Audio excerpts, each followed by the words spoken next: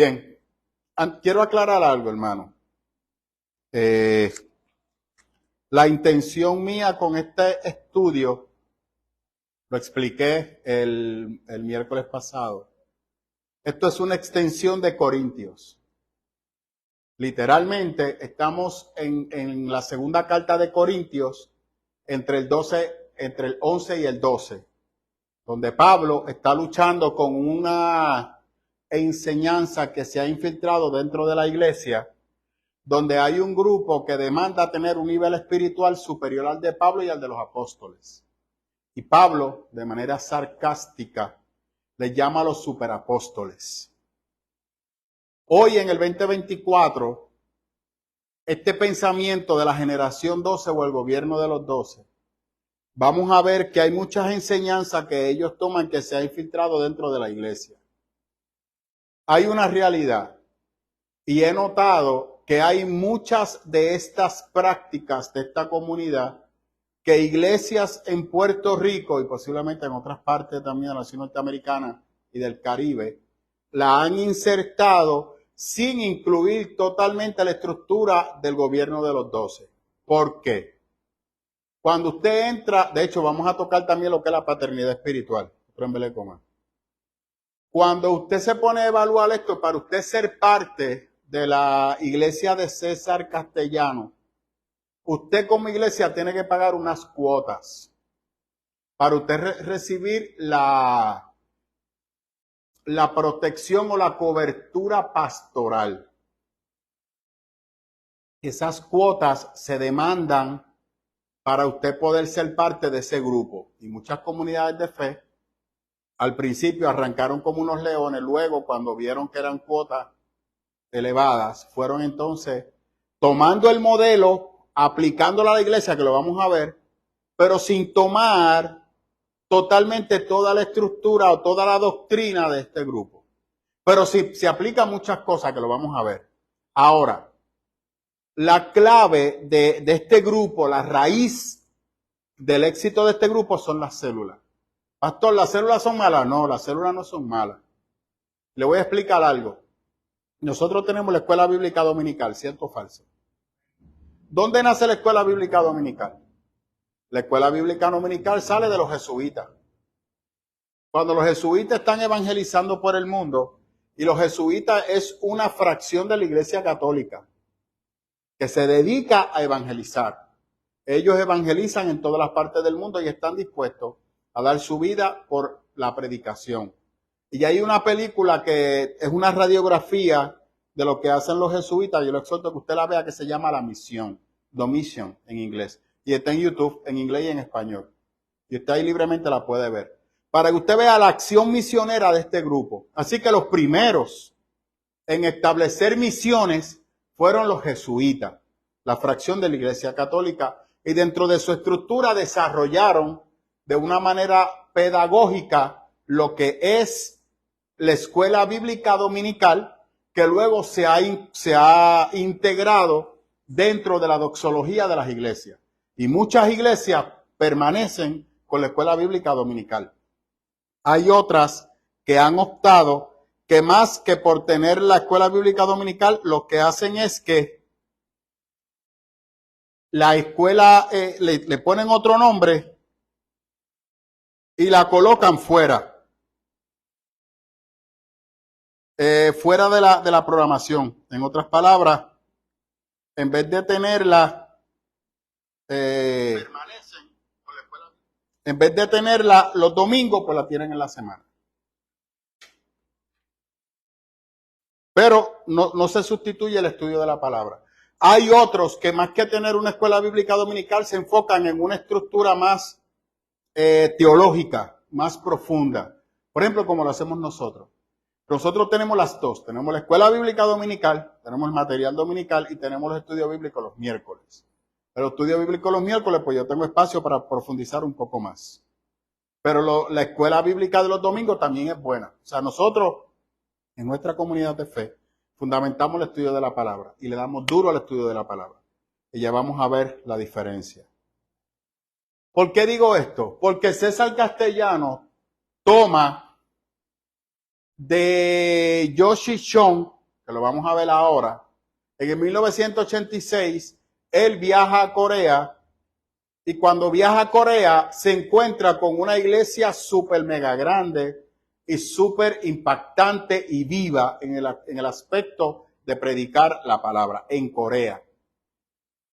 Cuando uno ve la vida de Yoshi Shon es producto de la Primera Guerra Mundial, donde hay unos evangelistas que están predicando el evangelio en la nación norteamericana, luego de las bombas y todo ese conflicto que hubo en esa zona. Los americanos empiezan a predicar y ahí es que él tiene un encuentro con el Señor producto de una tuberculosis que por poco y se muere. En el hospital, varias personas fueron a orar por él y en la acción de orar por él, entonces, él recibe a Cristo como su Salvador. Eso fue para el 1958 y empieza a predicar en una carpa junto con su suegra. Pero él se da cuenta que la iglesia no crece. Y él entonces va teniendo unas revelaciones y unas visiones donde él le dice al Señor que él quiere ser grande y que él quiere tener una iglesia que impacte el mundo entero. En esa visión, el Señor empieza a darle diferentes ideas y proyectos, según cuenta él. Y entonces él implementa en Corea la célula. Empezó con 15 personas y de 15 personas en 3 años llegó a 600 y pico de personas. En un momento donde el budismo era el que pernotaba en Corea. Hay unos puntos del budismo que no los voy a traer hoy porque es demasiada información, pero para el otro miércoles los voy a traer. El punto está en que él empieza a hacer la célula enfocado en estudiar la palabra. Se estudia la palabra, él promueve la llenura del Espíritu Santo, se busca la llenura del Espíritu Santo y los dones del Espíritu Santo que se manifiesten. Llega un punto que la iglesia llega a 2000 y pico de miembros, pero se estanca. Y él considera que la iglesia se estanca porque ha perdido su norte. Entonces empieza a ponerle presión a la iglesia, a cambiar líderes, a remover personas. Y entonces el crecimiento que se había detenido, se activa nuevamente el crecimiento y la iglesia llegó hasta 16,000 miembros. Y al día de hoy es la iglesia más grande en Corea. Un solo problema. Que la manera económica de este señor administrar se le acusó de enriquecerse de la iglesia. Porque cuando la iglesia va creciendo de esta manera desproporcionada, que lo vamos a ver, se le empieza a poner la presión a la persona para el diezmo y para la ofrenda. Y no es algo que tú das libremente. Te monitorean y te controlan. Y si tienes una posición de liderazgo, te remueven porque no estás cumpliendo con lo que luego César Castellano le llama la visión de la iglesia. Que lo vamos a ver. También traje los puntos que se recalcan de lo que es la parte de la visión de la iglesia. Y es importante recalcar algo. Cuando César Castellano ve esa visión de Yoshi Shon, la trae a Colombia y él empieza a aplicarla. Pero él hace algo diferente a Yoshi Shon. Yoshi Shon había ido a un seminario evangelístico, allá se graduó. Por alguna razón César Castellano le llama doctor. Él no llegó a nivel de doctorado, él llegó a nivel de maestría. Pero él aparentemente, no sé si fue que le dio un doctorado acá, un reconocimiento interno y lo ponen doctor Shon. Porque lo vamos a ver, porque conseguí un modelo de célula de lo que ellos usan en su célula evangelística. O como ellos le llamen, célula. Entonces, él dice, César Castellano dice que mediante el estudio de la palabra encontró el éxito para tener una iglesia grande y saludable y activa predicando la palabra. Y en ese misterio que el Señor le mostró en sueño y en revelación exclusivamente a él, él dice que el Señor le dijo a él que le iba a dar una iglesia grande que impactara el mundo entero y que esa iglesia iba a ser la que iba a predicar la palabra en los últimos tiempos. Cuando se le da esa visión, él ve de manera sobrenatural que la clave está en el número 12. Entonces él se da cuenta que el 12 tiene un significado importante para la Biblia y que cuando tú descifras lo que ese 12 significa, ahí está la clave del éxito para tu iglesia. Entonces él dice que fue movido para el Señor para desarrollar una estructura de célula para enfocarse en desarrollar líderes, y esos líderes a su vez iban a trabajar de la mano con él, los 12, o sea, era como revivir lo que Cristo hizo con los apóstoles.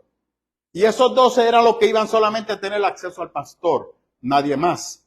Entonces el pastor iba a capacitar a estos 12 y estos 12 a su vez capacitaban a otras personas, poniéndole la presión a estos líderes de que la visión que recibe el pastor, que vamos a ver a qué se refiere esa visión la reciben los líderes, y esa visión de los líderes es, que lo vamos a ver también ya mismito para poderlo ibanar, y constantemente tú tienes que estar buscando para ganar almas, ganando almas.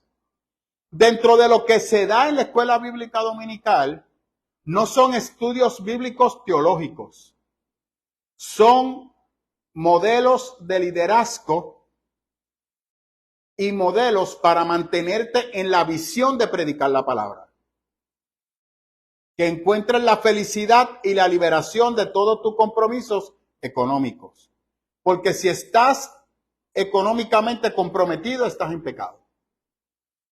No puedes estar con carga ni con deuda. Porque las personas que tienen deuda son un obstáculo para la misión.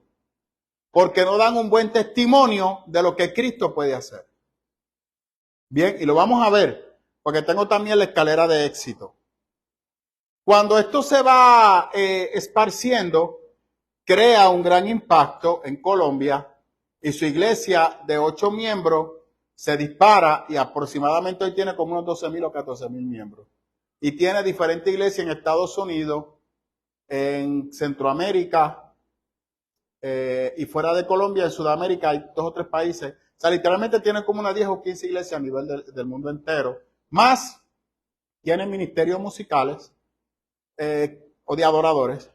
Ellos son los que levantan la visión de los títulos de apóstol y de los títulos de los profetas. Son ellos los que levantan eso. Y también levantan lo que es la escuela de liderazgo y la escuela apostólica y las escuelas proféticas, donde se preparan personas para poder ser portadores de la voz profética de la iglesia. Y ahora han incluido el avivamiento para un despertar. Y pronto vamos a hablar sobre eso. Ahora, antes de llegar ahí, vamos ahora a la base bíblica. Vaya por favor a Lucas 13.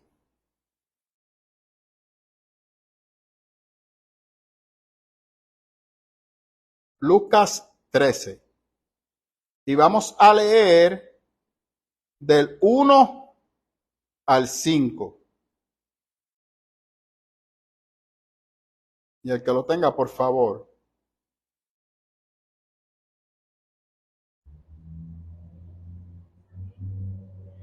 Léalo, Marilyn, por favor.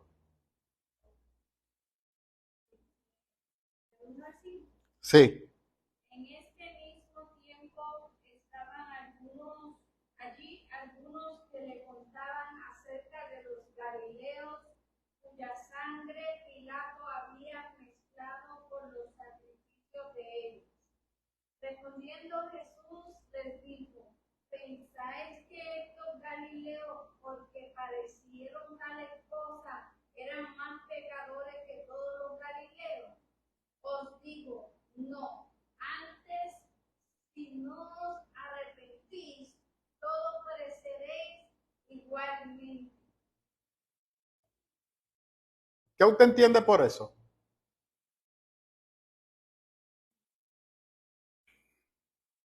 Ese texto usted nunca lo había visto. ¿Ah? Esos fueron junto con los que murieron en la torre de Siloé y o que fueron apresados en la torre de Siloé, y cuando fallecieron o fueron asesinados por el César, y tomaron su sangre y la mezclaron con sangre de animal para sacrificarlo literalmente a los dioses de Roma. Y los fariseos concluyeron que Dios permitió esa muerte horrenda porque estaban en pecado. Y Cristo les está diciendo, aclarándole, primeramente que Dios no tiene nada que ver con eso. Y les aclara y les dice que si ellos piensan que son más limpios o más santos que estos que murieron de esta manera, que están equivocados. Que si no se arrepienten de su manera de vivir, todos perecerán de la misma manera. De una manera vil y vergonzosa. ¿Por qué traje ese texto? Porque hay una mala enseñanza en tratar de colocar a Dios en todo lugar y en todo momento. Y principalmente la gente que no tiene a Dios en su corazón tiende a colocar a Dios en todas las cosas que hay. Y nombra a Dios y habla de Dios. Y Dios se ha convertido en algo abstracto, en un concepto. Y como que Dios está detrás de todo lo que pasa en el mundo, porque la iglesia ha predicado que no cae una hoja si Dios no lo permite. ¿Dónde la Biblia dice eso? Búsqueme el texto que dice que no cae una hoja si Dios no lo permite. Búsqueme el texto que dice que Dios tiene control de todo lo que pasa en el mundo y que nada pasa en el mundo sin que Dios no lo autorice. Una cosa es que Dios sepa lo que pasa en el mundo, otra cosa es que Dios sea parte de lo que pasa en el mundo. Son cosas diferentes. Son cosas diferentes, pero hay veces que como iglesia lo mezclamos. Cuando el hombre que está sin Dios en el mundo, todas las cosas le van bien, dice que Dios lo ha bendecido y qué bueno. De hecho, hay una canción que Shakira dice, te dejé y desde que te fuiste la bendición me vino. Significa que mi problema eras tú. Porque ahora los contratos me llueven. Entonces, cuando usted se pone a evaluar eso, o analizar eso, pareciera que detrás de todo lo bueno que le pasa a la persona, pues Dios tiene el control. Pero entonces cuando las cosas le salen mal, vienen a decir que Dios los está castigando. No ven como qué consecuencia de sus acciones. No, es que Dios me está castigando porque estoy haciendo algo mal. Porque como se le ha predicado esto, y por ejemplo, recientemente hubo un concierto en Puerto Rico que se formó un bochinche, porque en el concierto estaban vendiendo alcohol. A los hermanos que están conectados, por favor, compartan el link en el chat, porque no lo puedo ver, así que si lo pueden compartir en el chat, se lo voy a agradecer. Y las personas que fueron a ese concierto, que estaba Yesenia Ten o Jessica Ten. Jessica Ten no predica a Cristo. Jessica Ten es una motivadora. Yo creo que usted comprenda eso. Ella usa el evangelio para motivar, pero no tiene ninguna estructura teológica. Y cuando le habla a un grupo, parte de unos supuestos. Y yo quiero que usted comprenda eso. ¿Qué son unos supuestos? De que tú eres cristiano, de que tú le has rendido tu vida a Cristo y tú estás en la búsqueda de esa relación con Cristo.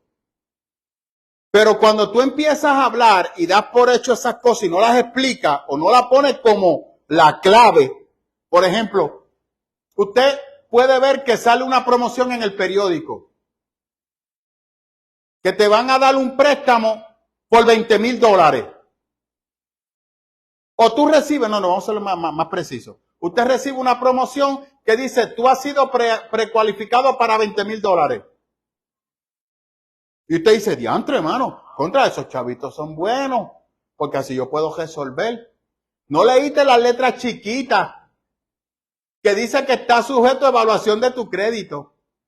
No lo leíste.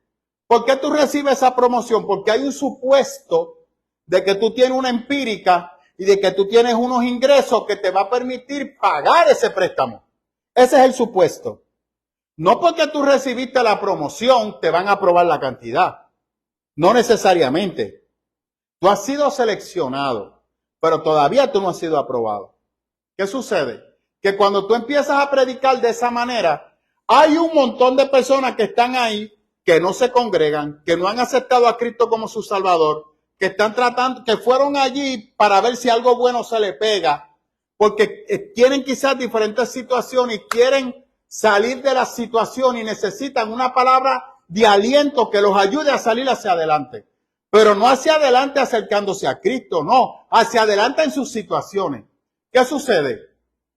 Que reciben una palabra, Dios te dice, echa para adelante, conquista, que eso es tuyo, declara lo que es tuyo, eso es tuyo, declara lo que es tuyo, porque Dios quiere bendecirte, Dios quiere echarte para adelante, Dios no quiere que tú estés triste, Dios quiere que tú estés en victoria, Dios quiere que tú seas feliz, dio su vida para que tú seas feliz. Y todas esas cosas como que parecen correctas, pero el que está ahí, lo que está es en adulterio, lo que estés robando y lo que estés haciendo lo que puede para sobrevivir en el mundo al cual se ha acostumbrado a vivir. ¿Qué tú le estás diciendo? Lo que tú estás haciendo está bien, Dios está contigo, sigue, que lo que estás haciendo es un camino que Dios te va a bendecir y te va a multiplicar. Estás precualificado. Y la persona sale de aquel lugar súper motivado y súper contento y alegre. Porque entiende, y hay una porción bíblica que te lo dice. Caerán 1000 y 10,000 a tu diestra y a ti no te tocarán. Porque Dios te ama. Dios te ha bendecido. Tú eres real sacerdocio. Y Pedro fue inspirado para decirte que tú eres un linaje escogido. Dios te llamó para ser grande. Tú eres rey. Tú eres coheredero con Cristo. Un solo problema, que no han pasado por el proceso de la cruz. Pero tú no predicas allí la cruz. Porque vamos a ver que una de las cosas que estos grupos evitan son los elementos religiosos confrontativos.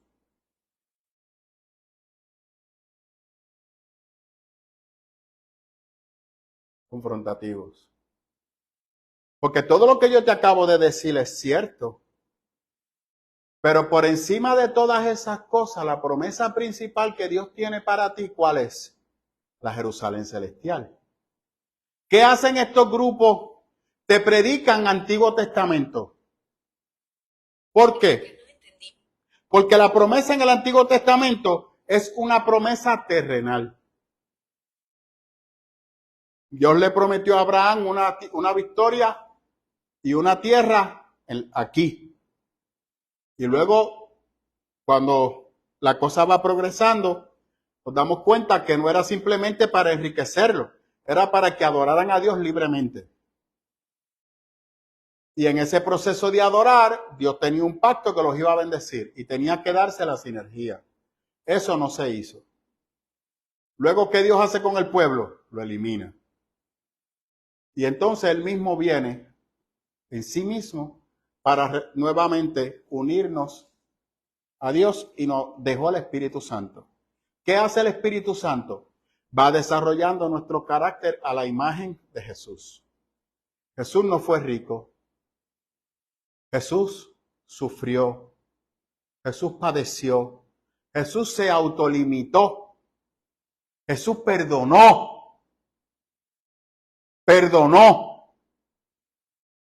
Jesús sufrió la muerte de su padre terrenal. Jesús desde corta edad tuvo que sacrificarse para mantener su familia. Sufrió limitaciones. Sufrió prejuicio y rechazo de su propia gente. Y aún así predicó la palabra. Y murió desnudo en una cruz. Entonces, cuando vamos a los primeros cristianos eran esclavos, mujeres y niños y gente hasta aquí de deuda, que no tenían cómo cumplir sus compromisos económicos y producto de eso terminaron siendo esclavos. Las iglesias no los rechazó, las iglesias los recibieron. Porque ellos no tenían nada que aportar pero la iglesia tenía mucho que dar. Las personas adineradas vendían lo que tenían, no para que Pedro y los apóstoles se enriquecieran, no, como dijo Pablo, la ayuda que ustedes están dando son para los hermanos, ¿dónde? En Jerusalén, para satisfacer la necesidad de los hermanos de Jerusalén, no para Pablo. Pablo no permitía que nadie le diera dinero a él.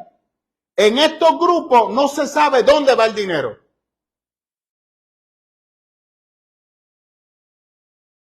Entonces, cuando vamos en esto, antes de entrar en el módulo, esto es algo que el señor César Castellano hace todos los días como una palabra de esperanza y de poder. Yo quiero que usted escuche esa reflexión y vamos a ver si encontramos alguna falla en esa reflexión. Entonces vinieron los samaritanos a Jesús y le rogaron que se quedase con ellos, y se quedó allí 2 días. Y creyeron muchos más por la palabra de Jesús. Hoy me gustaría tratar sobre el tema la salvación al llegar.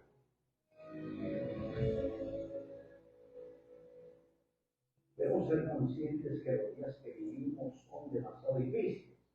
Por ello se requiere el esfuerzo de la iglesia para mantener los ojos abiertos y evitar que el letargo y las presiones de este mundo adormezcan nuestros sentidos espirituales.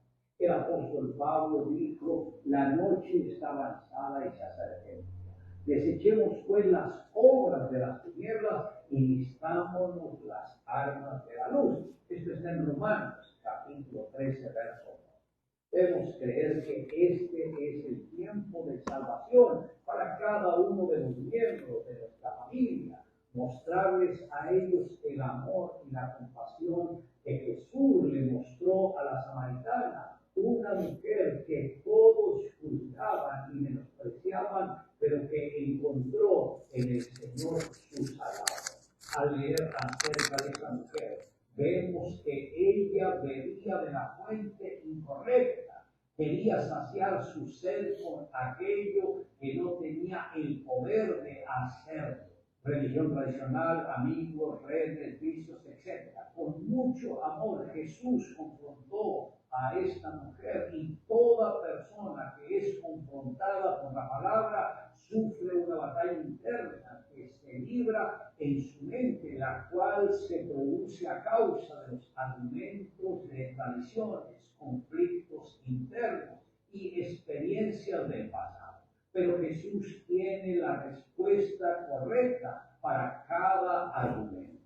Si bebemos del agua que Jesús nos ofrece, no tendremos sed jamás. Aceptarlo en el corazón nos otorga salvación eterna, restauración emocional y un cambio de vida. Desde el mismo momento de la creación, Dios mostró preocupación por la familia al ver que el hombre estaba solo y le creó una compañera. Después llamó a ambos y los bendijo como pareja. Cuando el Señor le dijo a la samaritana que llamara a su marido, no lo hizo para avergonzarla, sino porque quería restaurar el área familiar. Y lo mismo anhela hacer con su vida. La salvación ha llegado a su hogar para restaurar la comunicación, el respeto, aún el gozo de vivir juntos. Que desde hoy su casa sea un reflejo del amor del Padre a todos los que la rodean, porque somos prácticamente hechura suya, creados para la gloria de Dios. Y por eso el Señor quiere que cada uno de nosotros vivamos una vida recta, pero bendecida no solo para su vida, sino también para sus seres queridos. Luego de viajar varias semanas en alta mar, el capitán se dio cuenta que solo quedaban 3 vasijas de agua de las 100 con que habían abastecido la nave, y esas 3 vasijas tendrían que alcanzar para saciar la sed de 400 hombres y 30 caballos. Así que ordenó que navegaran en busca de tierra. Al cuarto día, 1 hora antes de amanecer, sucedió algo asombroso, y es cuando las naves estaban a punto de encallar en unas rocas muy altas sin que nadie advirtiera el peligro, comenzó a cantar un grillo. Un soldado había embarcado con el grillo con el deseo de oírlo cantar. Ya habían pasado 2 meses y medio navegando y sin que nadie lo oyera. Pero esta mañana, cuando sintió la tierra, comenzó a cantar. Vieron lo cerca que estaban las rocas y comenzaron a dar voces para que echaran anclas a fin de que evitáramos chocar contra las rocas por el canto del grillo no pereciera. Lo cierto es que quienes nos dedicamos a dar el mensaje como este, nos identificamos plenamente con el grillo de esta crónica. Pues si bien no tenemos los méritos para salvar a nadie, como tampoco los tenía aquel, sí tenemos la responsabilidad de anunciar la salvación en Cristo Jesús a los demás tripulantes que nos acompañan en la nave de la vida. Le invito a que acompañe la siguiente oración. Amado Dios, gracias por extender tu misericordia. Gracias porque te revelaste nuestras vidas cuando estábamos lejos de ti. Gracias porque con cada enseñanza que hay en la palabra tuya, Señor, nuestro corazón ha sido prácticamente entregado completamente a ti. Gracias por permitir que nosotros seamos sus hijos y sus discípulos. Te amamos, Dios, en Cristo Jesús. Amén. Declare juntamente conmigo, y esta es la vida eterna, que te conozcan a ti, el único Dios verdadero, y a Jesucristo, a quien has enviado. ¿Qué usted percibe de eso?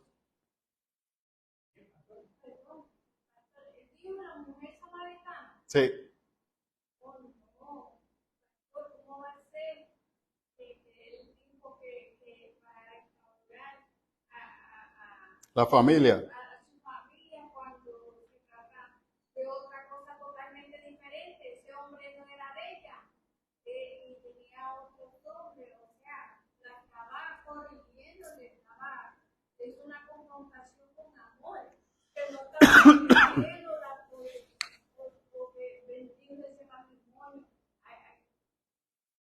fuera del lugar de la Biblia. Eso no está. Excelente, es cierto.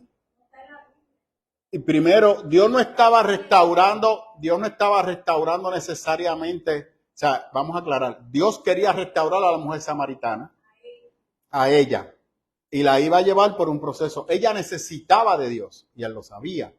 Y él fue allí por eso. Número 2, detrás de esa situación hay otro evento mayor, que es que esta mujer era de una comunidad llamada los samaritanos, que producto de los conflictos con Israel, habían desarrollado su fe paralela. Y eran judíos mestizos, porque venían de Samaria, que se habían mezclado juntos, judíos con la gente de Siria, de Asiria, cuando invaden a Israel, que destruyen las 10 tribus. Y los mismos israelitas, cuando regresan de Babilonia, los dejaron fuera, porque cuando los israelitas se fueron en esclavitud, ellos se burlaron de los israelitas. Entonces, burlarse a los israelitas, mantuvieron ese rencor histórico, que al día de hoy muchos israelitas lo mantienen, los rencores históricos, y entonces separaron a los samaritanos, y tanto era así que se había prohibido que un judío pisara tierra samaritana. Y ellos preferían pasar un camino de 1 día y medio en vez de ir lo que le tomaba 3 horas si pasaban por Samaria. Preferían darle una vuelta de 1 día y medio, pero no tocar esa tierra porque para ellos esa tierra estaba maldita. Y Jesús fue allí a salvar a los samaritanos. Y la mujer samaritana fue el medio. Sí, ¿dónde está tu marido? Y yo he explicado en esta iglesia el por qué Cristo le hace esa pregunta. Y de hecho yo coloqué hoy en el chat de la iglesia el amor inmerecedor que esa mujer necesitaba. El valor que le daba a esa mujer, la necesidad de ser validada por Dios. Por eso lo coloqué en el chat de la iglesia, dándoles una pincelada para lo que yo iba a tocar hoy. Eso es un disparate lo que ese señor le está diciendo. Pero se escucha bonito. Entonces, ¿cuál es el problema? Que se da dentro de unas comunidades de fe que no estudian la Biblia. Y ven eso como algo correcto y positivo. Y van y leen el texto y dicen, ah, mira, sí. Ah, bueno, si ella estaba en adulterio, pues fíjate, pues significa que el hombre era de ella, no de la otra.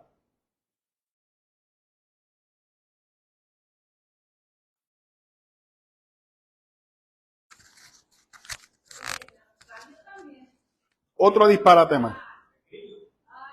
Pero me siguen. No, totalmente de acuerdo. Eso no es una reflexión en base a acercarte a la palabra. Lo que hacen es que te acercan a ellos. Esta persona que está ahí es el pastor David Yoshichon, que falleció el 14 de septiembre del 2021 y al día de hoy sigue siendo el pastor de la iglesia más grande en Corea. Falleció a los 85 años, fue encarcelado por robar a su iglesia. Su hijo fue un mal testimonio para él o no lo representó de manera correcta. Y su hijo tiene problemas no solamente de drogadicción, sino también de apuestas. Y se metió en unos líos económicos y él, para tratar de ayudar a su hijo, desfalcó a la iglesia para ayudarlo. Según dice él, en una expresión, que esa fue la razón por la cual lo hizo. Escribió cientos de libros motivacionales, no enfocado en el estudio de la palabra, sino en el desarrollo del ser humano. Y usted se da cuenta ahí que fue uno de los propulsores que llevó la palabra a través de la nación norteamericana, de Corea, usando los modelos de Wesley y usando los modelos de los Moody en Inglaterra. O sea, para predicar en Corea. Y le funcionó. César Castellano, por otro lado, desarrolla lo que es la escalera del éxito y establece los 4 pasos fundamentales para esta. Y empieza diciendo: ganar, orar por la persona inconversa, llevarla a una célula.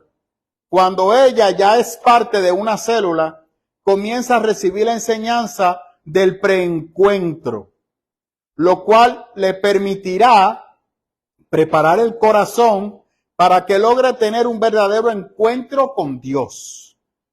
El segundo paso es consolidar. Durante esta parte del proceso, se ora específicamente para que las personas ganadas asistan a un encuentro para encontrarse con Dios. Luego de allí comienza el proceso para ser discipulada. Toda persona que asiste a un encuentro debe de reforzar cada enseñanza con el post-encuentro para que puedan afirmarse como verdaderos cristianos. El próximo paso de formación es la escuela de líderes. Enviar. La meta de la iglesia es hacer de cada miembro un líder. Luego de un proceso de 1 año aproximadamente, la persona que llegó a una célula se convierte en un líder que pueda ahora liderar su propia célula.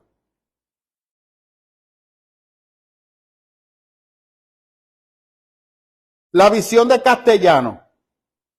Pensamientos sobre las revelaciones. Pasos y recomendaciones para las revelaciones. Pablo, vea rayos, espérese mi hermano, que aquí se me mezcló. Porque fue que usé la plantilla. Ok, está bien, no se preocupe, déjeme salir de aquí. Y yo lo tengo aquí.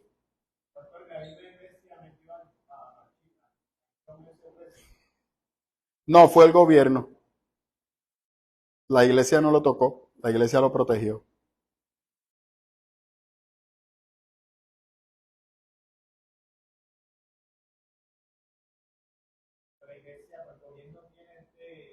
En Corea sí.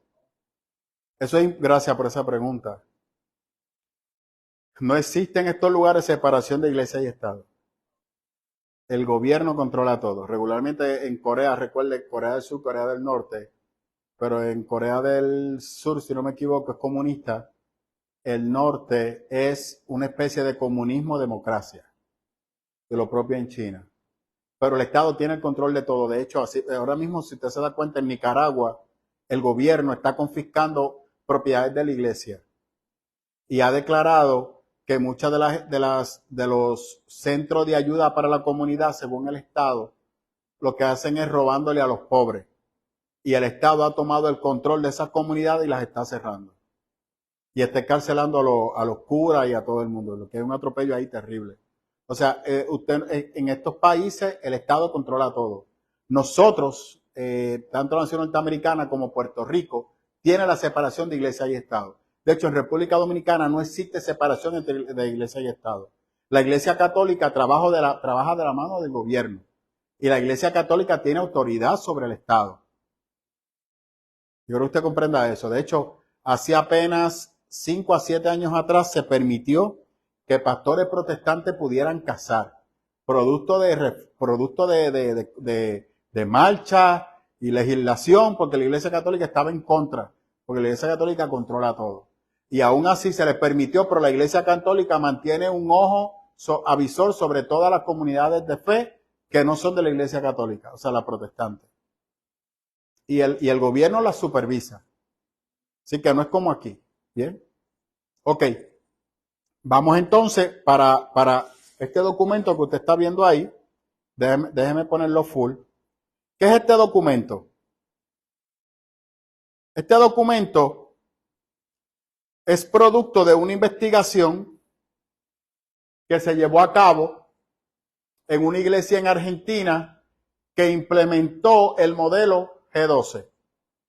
Y esta persona estuvo, que lo vamos a ver ahora, estudió la historia de la iglesia, estudió la estructura de la iglesia y cómo la iglesia fue implementando el modelo G12, explica los encuentros y el material que se le da a los líderes. Que vamos para allá ahora. Ahí, esto fue lo que acabamos de leer, que es discipular, enviar. Entonces, habla de los 4 pasos anteriormente mencionados, son el fundamento sobre el cual descansa la estrategia evangelizadora de los G12. Y como tal se traduce a la estructura de la institución y por ahí sigue hablando. Esperanza de Vida es la iglesia que logró implementar esto. Y habla de los pastores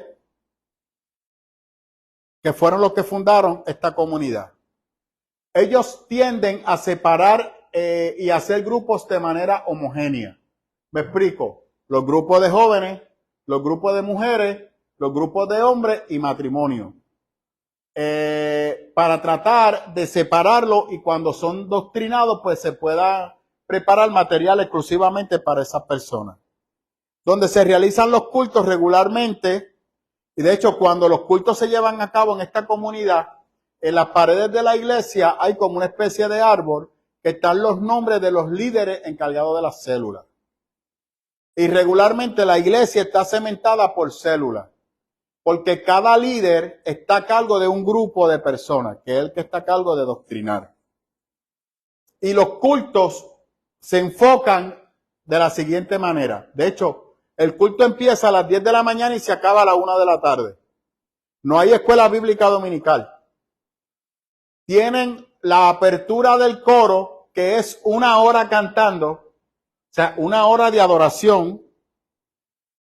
Lectura de la Biblia, que regularmente la hace el pastor, es de 1 hora. Y de hecho, permítame mostrarle algo, para que usted vea de dónde es que salen los mensajes de estas personas.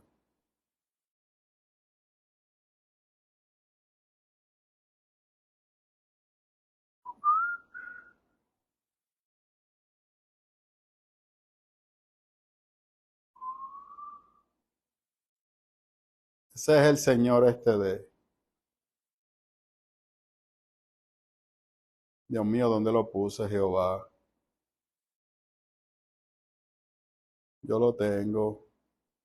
Yo creo que lo puse aquí dentro. ¿Verdad? Esto es un videito que le voy a poner. Si nos da tiempo hoy, lo pongo hoy. Si no, entonces el otro martes, el otro miércoles.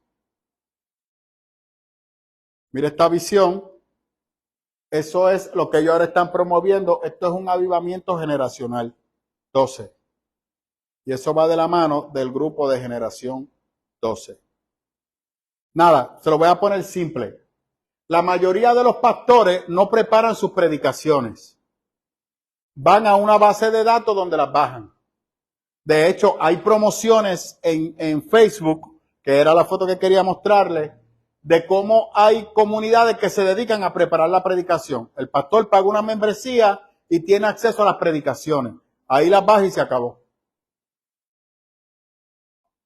Bien. Luego de que se da la reflexión de la palabra, que es 1 hora, viene la alabanza del coro por media hora. Luego son las ofrendas. Y los que están a cargo de las ofrendas son los líderes de la célula. Para así monitorear quién está aportando y quién no. Y si la persona no está aportando, significa que tiene problemas con la visión. Así que el líder debe de actuar sobre esa persona para erradicarla y sacarla del grupo.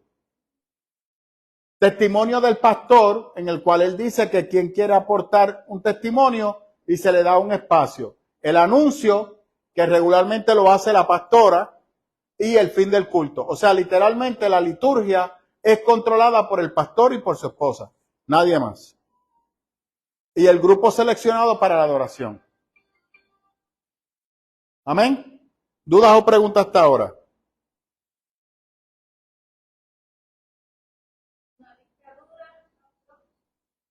A eso vamos ahora. Los pasos para acercarse es invitar a una persona a una célula. ¿Cómo se estructuran las células? En la célula hay un anfitrión, que es la persona que recibe a los invitados. Voy a leerlo literal. Es un anfitrión, es la persona que brinda su casa para que allí se realicen las reuniones. Generalmente son las personas que quieren ser líderes de célula. Un líder de célula consolidado que dirige el culto y miembros invitados a participar. Todo individuo, antes de ser invitado a una reunión general en el templo, es invitado a un espacio pequeño de la célula. Las reuniones son semanales y duran media hora o hora y media. Respecto a la estructura organizativa, entonces se puede mencionar que en la célula se da la bienvenida y mire que siempre son los consolidados. Saludo de una manera cordial para los participantes. Hay una oración. El líder consolidado enseña la enseñanza. Se dan los anuncios. Se reciben las ofrendas. Y hay una oración final y un refrigerio. Esa es la estructura. Son 30 minutos. No puede ser 1 hora y media dependiendo del ambiente. Y luego le tengo el documento oficial de los G12 para la célula, que lo vamos a ver ya mismito. El segundo paso es tratar de que la persona llegue a un encuentro. ¿Qué es el encuentro? Luego de que la persona ha asistido a la célula por un periodo de tiempo, se le invita a que vaya al encuentro. ¿Qué es el encuentro? El encuentro es un retiro. Lo voy a leer. Los encuentros son retiros espirituales de 2 días, sábado y domingo. Se realizan de 3 o 4 al año. O sea, hay 3 o 4 veces al año que se hacen los encuentros, dependiendo de la cantidad de personas que se vayan congregando.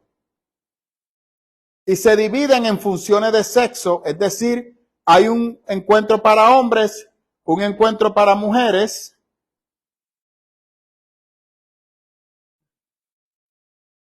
otro para jóvenes y así de esa manera. Están orientados para que el individuo que asista tenga una experiencia con el Espíritu Santo mediante su participación activa en programas, talleres y son obligatorios. Este aspecto es central, ya que para los pentecostales es a partir de la experiencia directa con Dios que se comienza a ser cristiano. Para el promotor de este sistema, ir a un encuentro equivale a 3 años y medio de asistencia regular a un culto. Y se busca que la persona que ingresen a una célula acepten ir al encuentro luego de 1 mes congregándose. Literalmente el encuentro es obligatorio. Y cuando tú llegas a ese encuentro, tienes que tener un encuentro con Dios y van a provocar que tú tengas un encuentro con Dios. Porque si no tienes ese encuentro, no estás preparado para poder llevar a cabo la función de llevar la buena nueva de salvación y menos estar a cargo de una célula. Pregunta que tengan hasta ahora.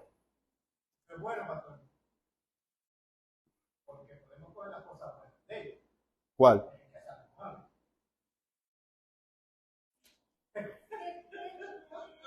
Día 1 del taller.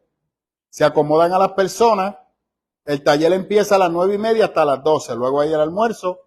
Luego tiene un tiempo de descanso. Luego se regresa a las 16 horas y termina de 20 hasta las 20:30. O sea, como hasta la 20, 11, 23, 22, 10. Como hasta las 8 de la noche. De 6 a 8 de la noche.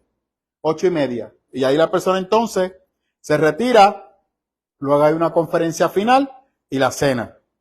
Al otro día está el desayuno, que sigue el mismo proceso. Importante, ya el segundo día, el Espíritu Santo te ha curado, ha sanado tu interior y debes de compartir las cosas que has aprendido en el encuentro. Las charlas y tareas las dan el pastor y los 12 discípulos del pastor. Como lo llaman, son las 12 células iniciales que ella y su marido formaron y que figura la figura que están pintadas en las paredes. O sea, el pastor y la esposa, junto con los 12, son los que van a estar a cargo de esa actividad, nadie más. Luego, ok. En el tercer paso, la persona, luego de que ha sido transformada por el Espíritu Santo allá en el encuentro y ha sanado todas las heridas del pasado, ha hecho las regresiones pertinentes para perdonar y entonces ser restaurado y saldar todas las deudas económicas y espirituales que pueda tener. Entonces la persona en el tercer paso regresan a la célula. Y en la célula se va a reafirmar el encuentro.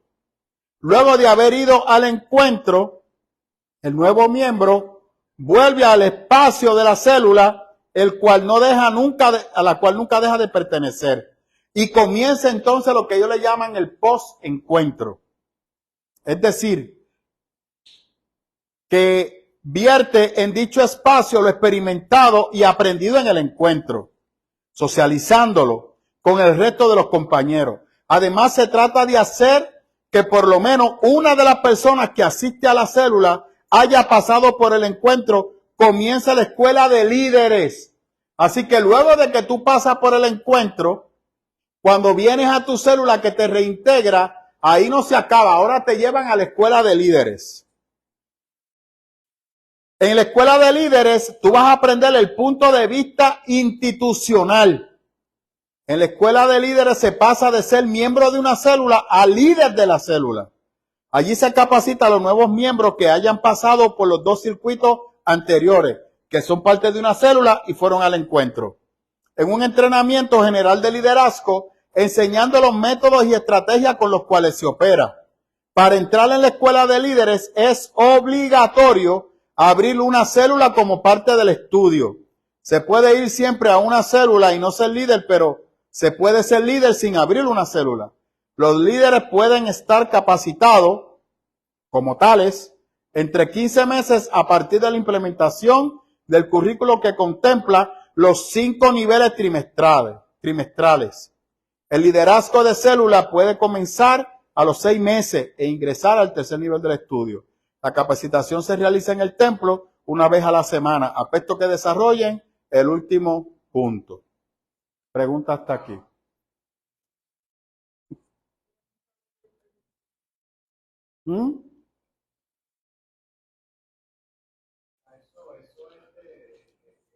Creo que volvemos otra vez.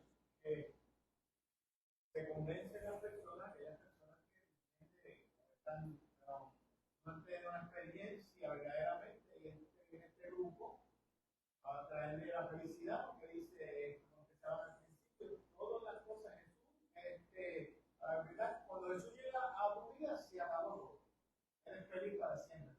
no están demostrando lo que verdaderamente Jesús cumplió.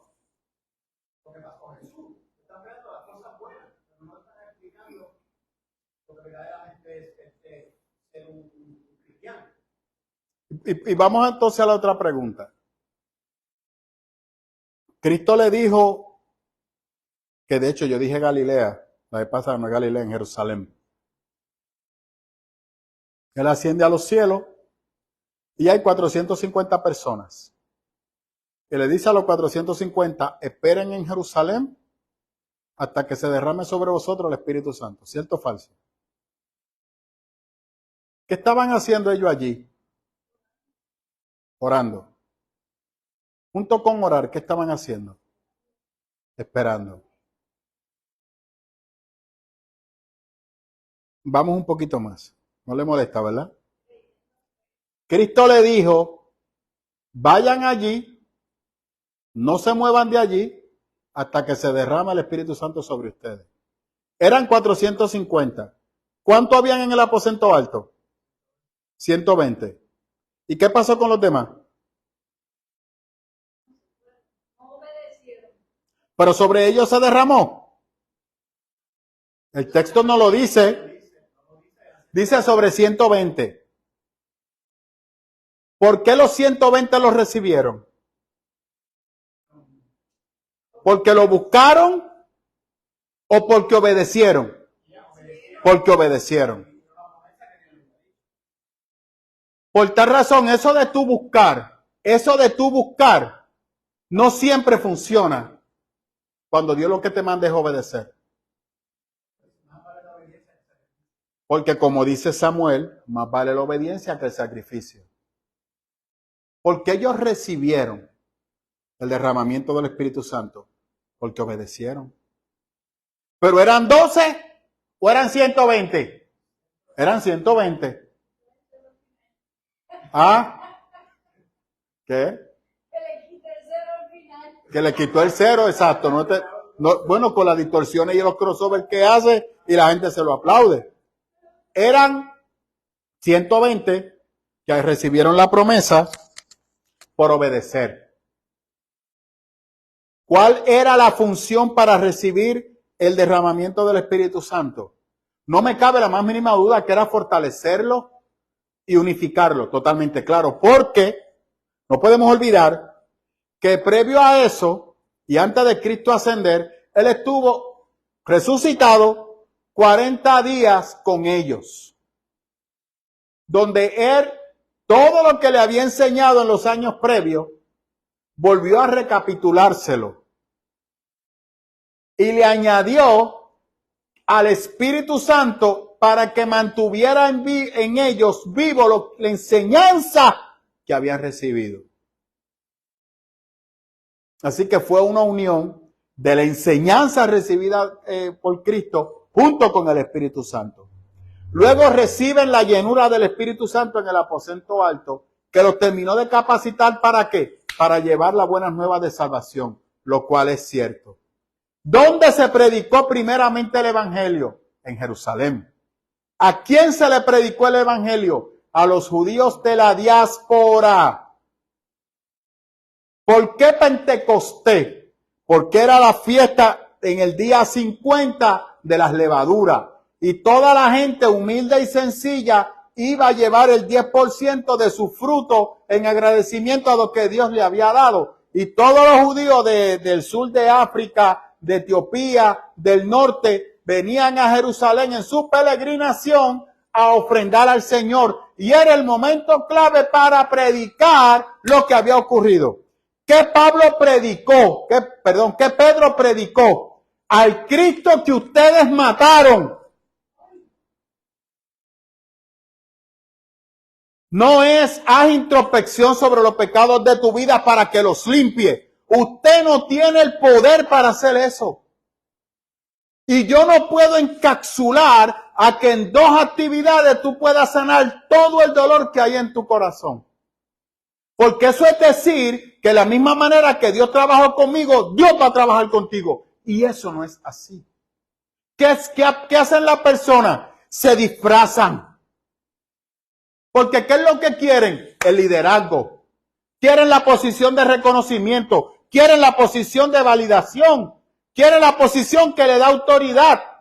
Se añade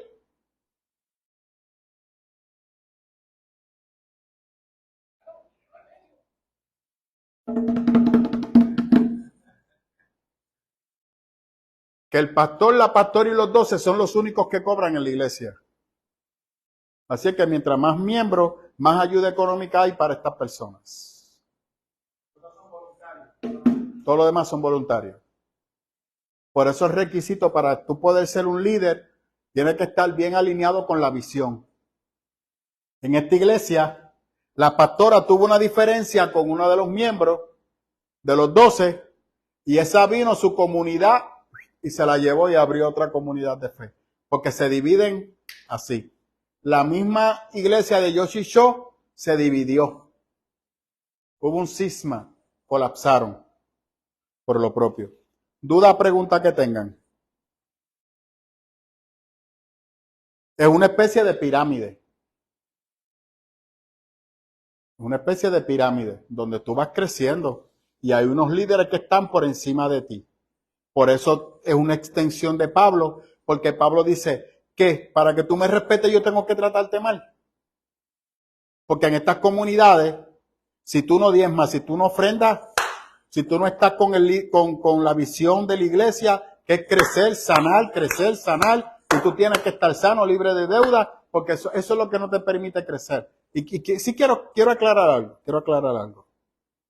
La iglesia está obligada a crecer, y eso no es una opción. La pastora Marta siempre me dijo algo y es cierto. La iglesia es un río que está plantado en aguas vivas. La iglesia que no crece es una iglesia que muere. Y es cierto. La iglesia tiene que predicar el evangelio.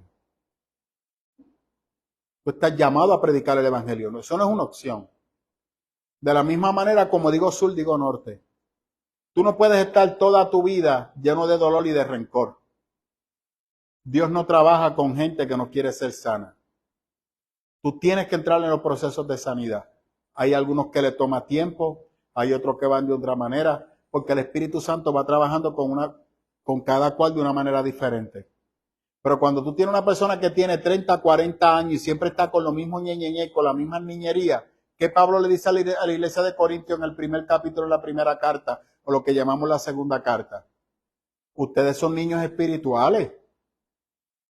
Ustedes se comportan como niños, egocentristas, poco altruistas, enfocados en ustedes. No se preocupan por los demás. Coman la vianda. Llénense de la palabra de Dios y dejen de estar jugando a ser cristianos. Eso es lo que Pablo está diciendo a la iglesia de Corintios y yo estoy de acuerdo con eso. Te pido disculpas. La iglesia está obligada a multiplicarse y estoy de acuerdo. Pero la iglesia se multiplica a la medida que la comunidad de fe va dando testimonio de un Cristo vivo y real en sus vidas. Y yo he explicado en esta iglesia que el Espíritu Santo te va formando a ti y forjando a ti a la imagen de Jesús. No es a mí, no es a la imagen mía, es a la imagen de Él.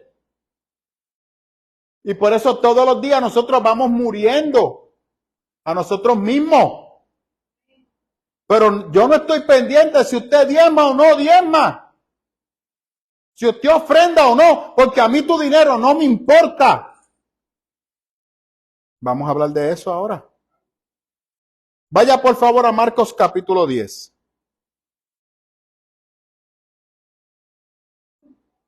Y vamos a leer hasta el 23. Cuando lo tenga, por favor, díganme. Yo creo que lo tengo aquí. Sí, aquí lo tengo. El joven rico. Un hombre rico hablaba con Jesús. Cuando Jesús iba a seguir su viaje, llegó un hombre corriendo, se puso de rodillas delante de él y le preguntó: Maestro bueno, ¿qué debo hacer para alcanzar la vida eterna? Jesús le contestó: ¿por qué me llamas bueno? Bueno, solamente hay uno, Dios. ¿Ya sabes los mandamientos? No mates, no cometas adulterio, no robes, no digas mentira en perjuicio de nadie, ni engañes. Honra a tu padre y a tu madre. El hombre le dijo, maestro, todo eso lo he cumplido desde joven. Jesús lo miró con cariño y le contestó, una cosa te falta. Anda, vende todo lo que tienes y dáselo a los pobres. Así tendrás riqueza en el cielo. Luego ven y sígueme. El hombre se afligió al oír esto y se fue triste porque era muy rico. Jesús miró entonces a su alrededor y dijo a sus discípulos, qué difícil va a ser para que los ricos entren en el reino de Dios. ¿Cómo usted me va a decir a mí que Dios quiere que usted no tenga deuda, que Dios quiere que usted sea próspero, cuando esa persona tiene literalmente todo y Cristo le está diciendo, eso no es suficiente? Si usted va al chat de la iglesia, yo puse hoy otro escrito que es de Nicodemo. Y si usted lo leyó, lo que el texto en hebreo está tratando de decirle a Nicodemo, Nicodemo, el cambio que ocurre en ti es producido por mí, no por ti. Tú no puedes esforzarte a cambiar porque tú no tienes la capacidad para hacerlo. Tú necesitas de mí para ser transformado. Y soy yo el que produce el cambio en ti. A eso es que el texto se refiere. Este joven simplemente estaba siguiendo los procesos farisíacos, el camino del fariseo, y yo he explicado que en una sociedad de honor y verdad, esta persona es una persona prestigiosa, respetuosa, sin deuda, y posiblemente su dinero estaba consagrado al templo, y con el poder económico que tenía, posiblemente tenía acceso hasta Caifás. Y Cristo le dice, tu corazón está en lo que la gente dice de ti, en tu honor y tu verdad y tu prestigio. Deja todo tu prestigio y ven, sígueme. Pero mira cómo le dice a Cristo, se inclina en tierra, respeto, es una persona humilde. Y le dice, bueno, porque a los rabinos de alta estima, como una manera de adularlo y reconocer su sabiduría, se le dice bueno. Y Cristo dice, en la manera que tú me estás diciendo bueno no es correcta. Tú lo que quieres es endulzar mi oído y estás equivocado. Tú tienes que esforzarte en agradar a Dios, no a mí o a la imagen humana. Luego Cristo lo lleva a él. ¿Cómo entonces usted encaja una cosa con la otra?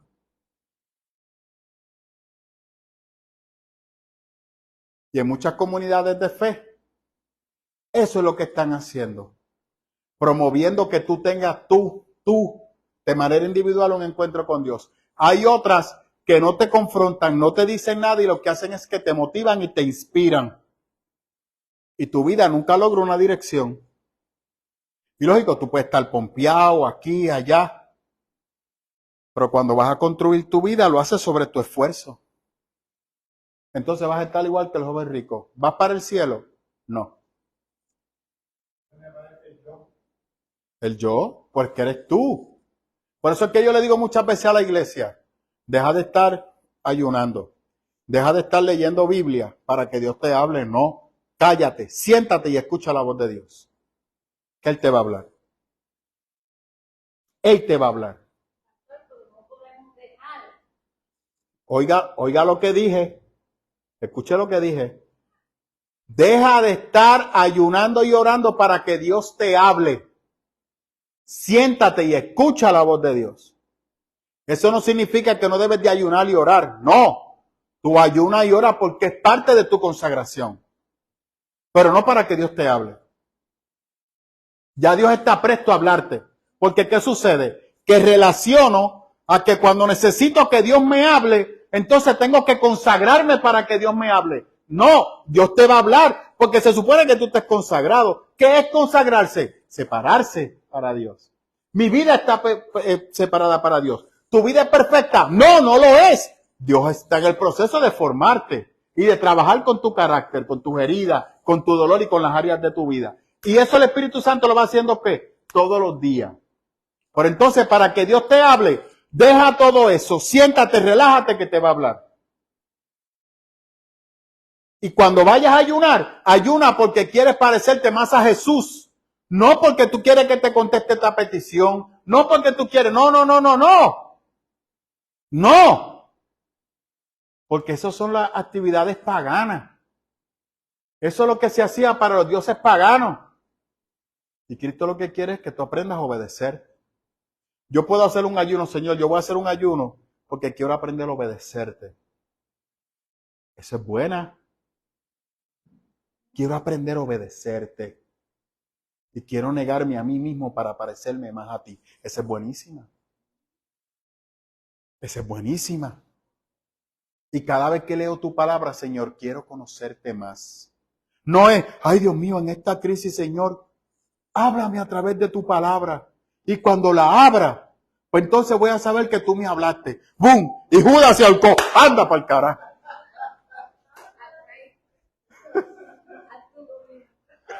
Tú lo mismo, ahórcate.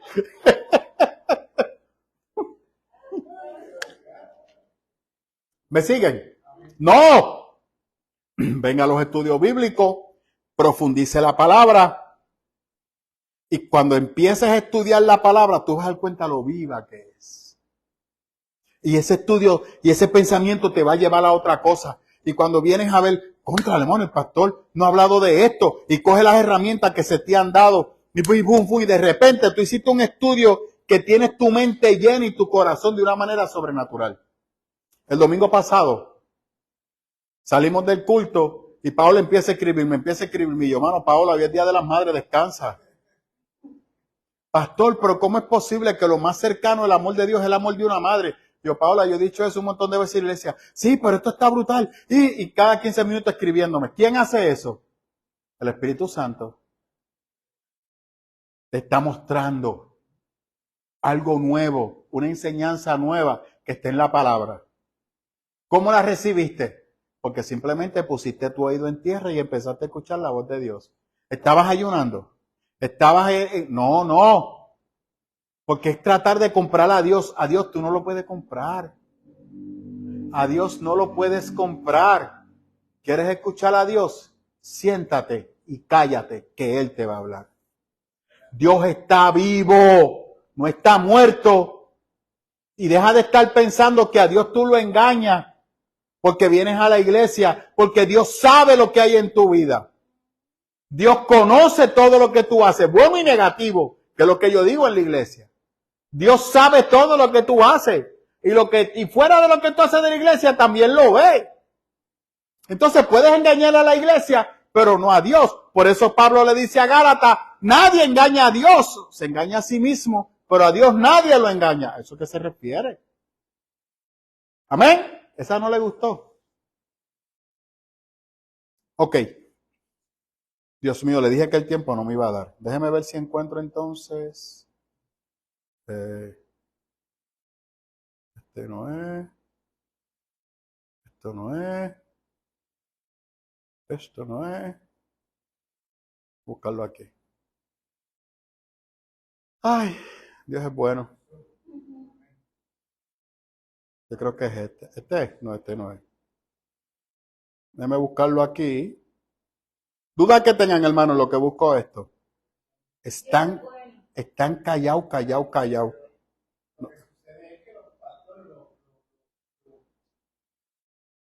Lo muestran tan lindo, tan hermoso, y entonces como que la gente se enfoca. Eso es bueno. Pero a veces el resultado. Bueno, lo que pasa es que la gente dice que es bueno, que vamos a ser realistas. Dios es bueno. Y la Biblia dice que para siempre es su misericordia. Amén. Pero entonces hemos entrado en esta visión pragmática de que Dios no deja a nadie fuera. Y tenga cuidado con eso. ¿Cómo usted lo aplica? Porque es falso. Dios no le cierra la puerta a nadie a la salvación. Porque la intención de Dios es que todos procedan al arrepentimiento.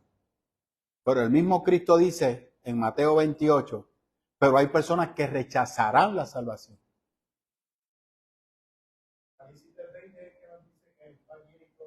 Cuando él habla sobre las iglesias, constantemente dice, yo toco a la puerta.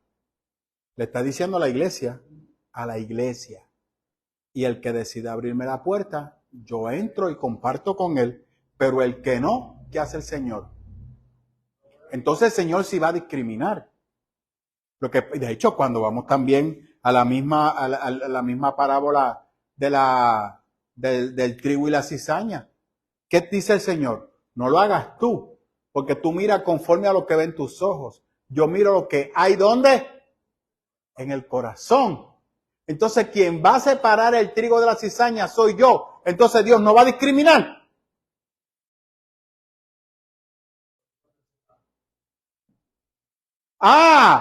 Pero no es que Él te deja afuera. ¿Quién se queda afuera? Usted.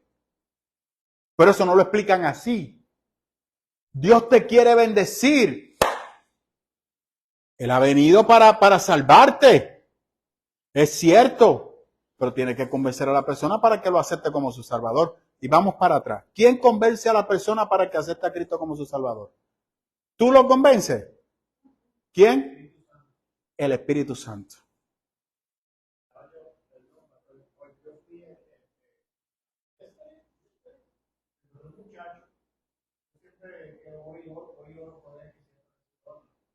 Esta vez decidió en un video, esta vez decidió que yo le pregunté, le pedí permiso, ¿entiendes? ¿Quiere que te graben ese conocido? Me dijo, sí. Y me dice, después que estamos hablando, me dice, gracias por todo lo que ustedes hacen por nosotros. No yo, porque yo cuando vengo a la iglesia digo, pues le hablo siempre de ese muchacho, que nosotros gracias. Y le dice, mira, le dice a mamá que Dios me la bendiga, que diciendo él. Marilyn. Tenía un hijo y ni sabía.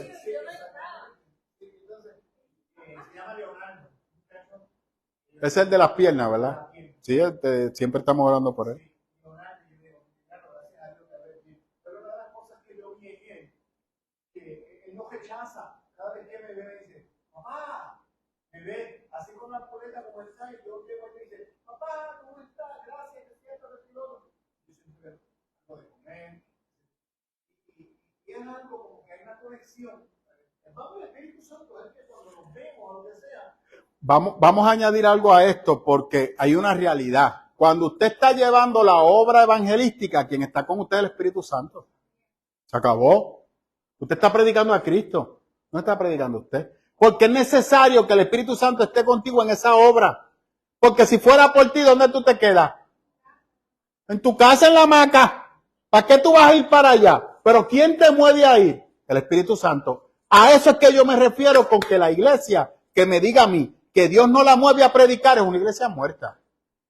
Pero no usando este modelo, usando tu vida. Y créeme que Dios te va a usar.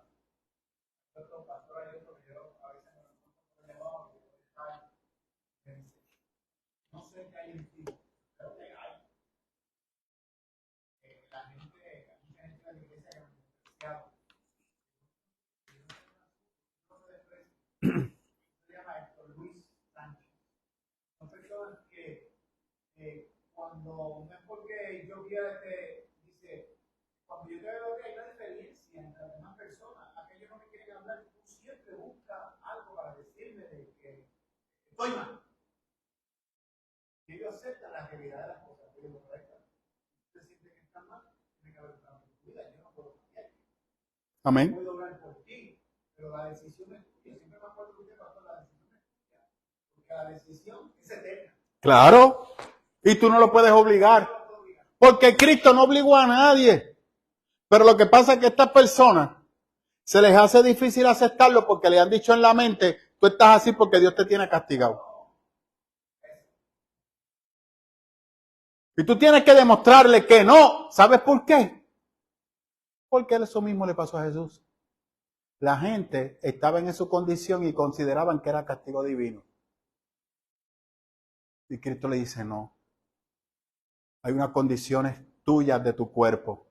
¿Usted recuerda a aquel joven Maestro, ¿quién pecó? ¿Él o sus padres? ¿Recuerda? Y él le dijo, ninguno. Esto se ha creado para que el Hijo del Hombre sea glorificado. Yo no tengo nada que ver en la condición de esa persona. Ve que la Biblia no lo dice, pero si usted no estudia la palabra con seriedad y profundiza en el texto, se va a escocotar.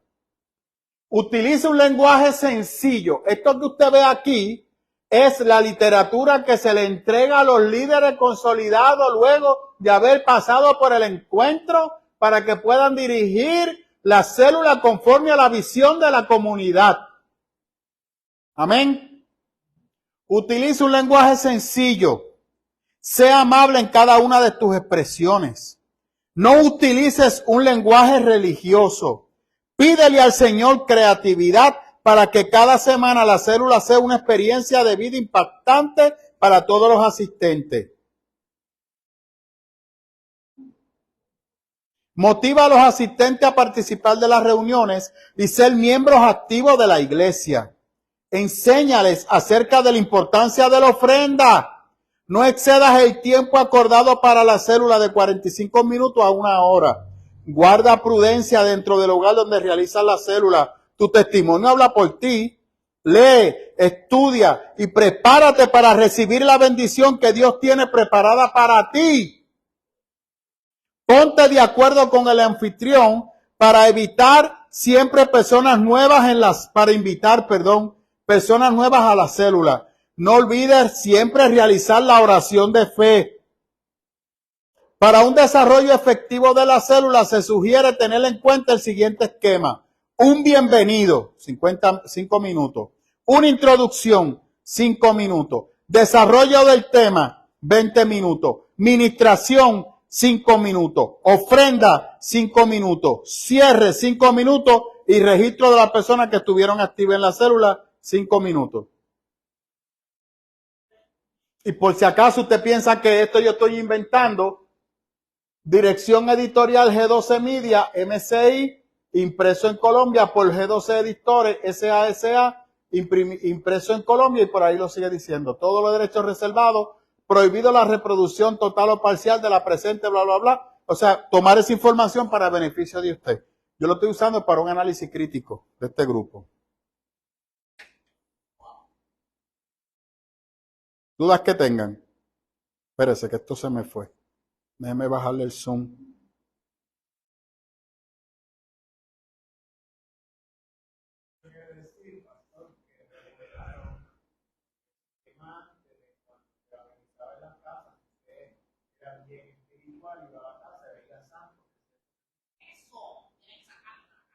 Sí. Es lo mismo, ok. Yo creo que lo he dicho. La mejor manera de evangelizar es estableciendo puentes. Sea amigo con tus vecinos, es cierto. No seas una amenaza.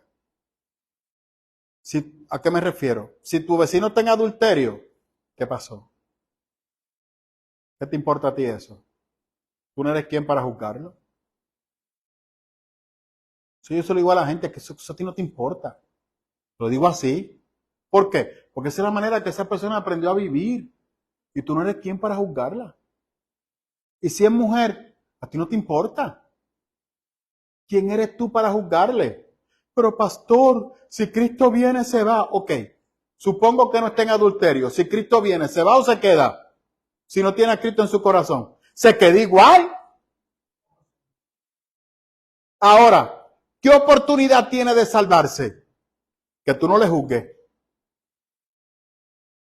Que tú te hagas amigo de la persona. Y yo te aseguro a ti que tarde o temprano va a abrir su corazón. Sacamos el adulterio. Una persona agria de la vida. Naranja agria. Un apestado de la vida. Y siempre está maldiciendo. Siempre está usando palabras soeces. Y cuando te ve a ti, tú lo reprendes porque está hablando mal frente a ti. Hay veces que yo estoy en el gimnasio y a alguien se le zafa una mala palabra. Ay, pastor, perdón. Y yo, pero ¿por qué tú me pides perdón, brother? No, expresa lo que tú quieras. Eso eres tú. porque están tratando de pretender ser algo que no son, porque se le ha enseñado que no, mire, no, eso es mentira del diablo. La gente cuando invitaba a Jesús, era la gente, usted recuerda cuando Jesús entró en la casa de aquel fariseo y la mujer se tiró al piso y empezó a limpiarle los pies. ¿Qué decía él en su mente y en su corazón? Pero estaba proyectando otra cosa, porque abrió su casa para que Cristo fuera. Entonces viene y dice, si este dice realmente, o si este fuera si realmente lo que él dice es él, no permitiré a que esa mujer impura e inmunda se le acercara. Y Cristo sabía lo que estaba en su corazón. ¿Y qué hizo? Lo confrontó. Pero él estaba aparentando algo que no era. Que yo le digo a la gente, chicos, sé tú lo que tú eres.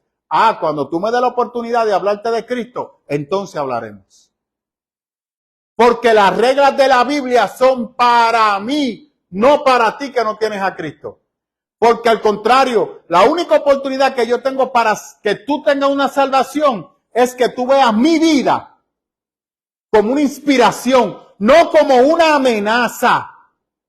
Si tú me ves a mí como una amenaza, entonces yo como cristiano tengo problemas. ¿Por qué? Porque te estoy exigiendo a ti las reglas que Dios me ha impuesto a mí, que no son para ti.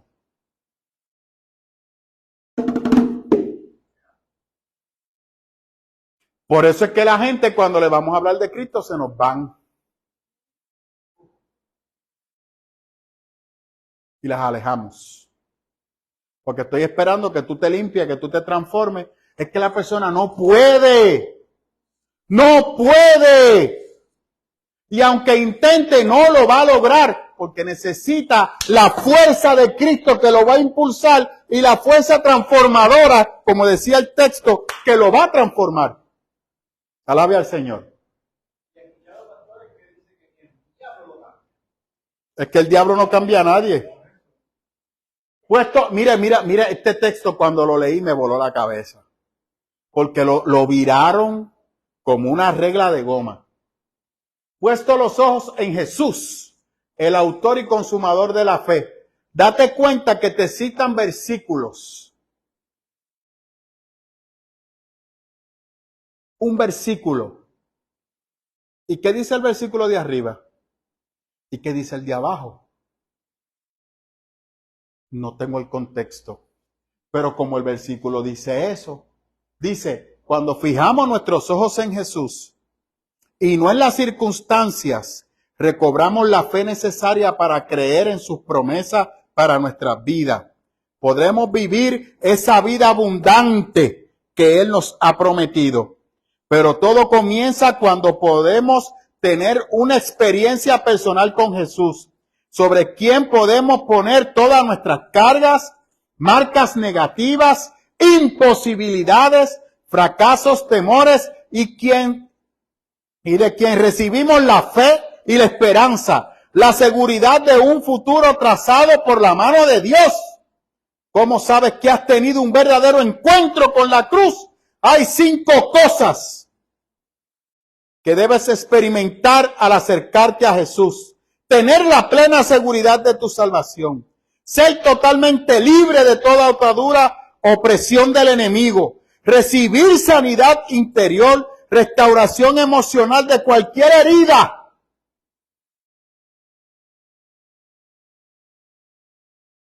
Amén.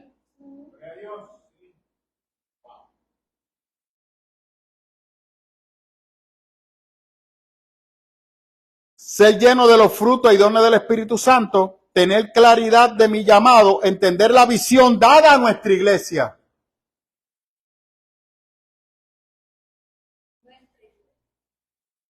La visión dada a nuestra iglesia. Nuestra iglesia. No. Porque han cogido al Espíritu Santo y lo han apagado, como dice yo, Chichón.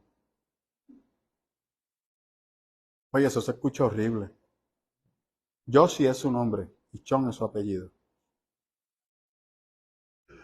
Y mire la porción bíblica que usan. Hebreo. Hebreo no habla sobre eso. pero ellos lo desarrollan. Yo estoy claro que nosotros tenemos una experiencia de salvación, pero esa experiencia, como yo he explicado en esta iglesia, el verbo es uno de renovación de día a día. Y la salvación en nuestra vida se va manifestando y yo lo voy notando a la medida que yo me parezco más a Jesús. La plenitud de los dones del Espíritu Santo los tiene Jesús. Los frutos del Espíritu Santo los tiene Jesús en su totalidad y en su peregrinaje por este mundo. O sea, cuando yo me voy pareciendo más a Jesús, y Juan nos dice, el proceso de perfección no se logra aquí. El mismo Juan lo dice. No se logra aquí, se logra en la vida eterna. Cuando hemos logrado vencer las luchas de la vida. Porque tenemos altas y bajas. Y la sanidad interior no se va dando en un encuentro de un fin de semana. Hay personas que la sanidad le dura 5, 7, 8, 9 años.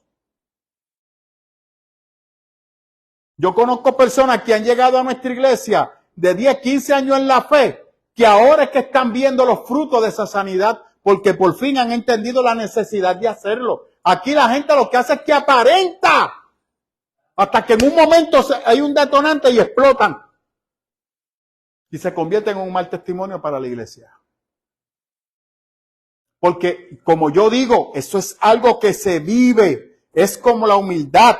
Cristo es el vivo ejemplo de humildad, pero Cristo la vivía. Era parte de Él. No proyectaba ser algo que no era. Es que surge natural. No quiere ser, no lo hace porque quiere una posición de liderazgo, quiere sobresalir más que tu hermano. Si todavía tú piensas de esa manera, estás emocionalmente enfermo. Y puedes tener los años que sea en la iglesia. Pero estos modelos se crea una falsa. Y cuando tú miras dentro de la vida de esas personas, son igual que los israelitas. ¿Tú recuerdas Ezequiel? Cuando Cristo toma a Ezequiel y lo lleva dentro del templo, le dice, mira lo que están haciendo esto. El velo. Mira lo que hay dentro del templo. Lo que la gente no ve, mira lo que hay. Mira lo que están haciendo. Y dice que cuando miró, ¿qué miró? Todos los dioses de Egipto.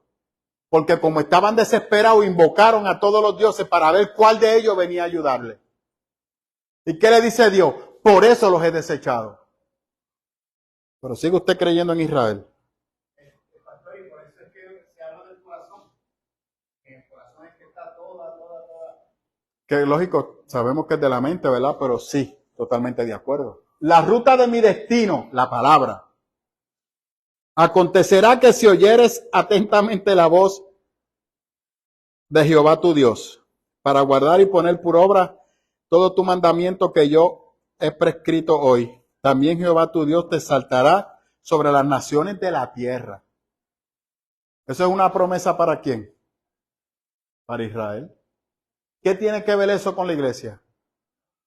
Absolutamente nada. Pero como no ven el Antiguo Testamento a la luz de Jesús, sino que echan a Jesús a un lado y van directamente allá, por eso es que dicen las barracidades que dicen, hay que orar por Israel. Hay que bendecir a Israel, porque Israel es el pueblo de Dios. Israel no es el pueblo de Dios. La iglesia es el pueblo de Dios. Y la iglesia está llamada a amar a Dios por sobre todas las cosas y a tu semejante como a ti mismo, incluyendo a tus enemigos. ¿Israel está haciendo eso? No. Por eso es que no es el pueblo de Dios. La palabra dice que es un pueblo escogido de Dios. Fue un pueblo escogido por Dios. Fue en el antiguo, en el pasado. Pero todavía tiene promesa. No, la iglesia. Todo aquel que verdaderamente es israelita y cree en las promesas que Dios le dio, ese es. Eso es correcto. Pero ¿cuáles son esas promesas? ¿Dónde se unen esas promesas? ¿En quién? En Jesús. Que somos nosotros. ¿Quién fundó la iglesia? Jesús. ¿Qué le dice en Romanos 11? No. Si Dios desechó la vid. Dice Pablo, si Dios desechó la vid, tú no te creas mucho cuando tú eres una rama injertada. ¿Qué será de ti? ¿Qué será de ti? Entonces, ¿qué significa? ¿Israel quiere ser salvo? Claro. ¿Qué tiene que hacer? ¿Y quién? A Jesús como su Salvador. ¿Me sigue? La promesa está ahí. Pero no es solamente para los israelitas, es también para la gente de Gaza. Es para toda la humanidad. ¿Me sigue? Pero no hay un trato especial para Israel. De que Dios tiene un trato particular para Israel. No. Cristo dice no. Es para toda la humanidad. A Israel se le quitó y se le venía advirtiendo desde Ezequiel. Te voy a quitar. Te lo voy a quitar. ¿Qué hizo Dios? ¿Qué hizo Jesús en la cruz? Se lo quitó. ¿Y ahora quién se lo entregó? A toda la humanidad. ¿Tú quieres ser salvo, Israel? Claro. Ven donde mí y yo te voy a transformar. Se acabó. Pero tú haciendo las barracidades que estás haciendo y que yo estoy contigo, no. Alaba al Señor.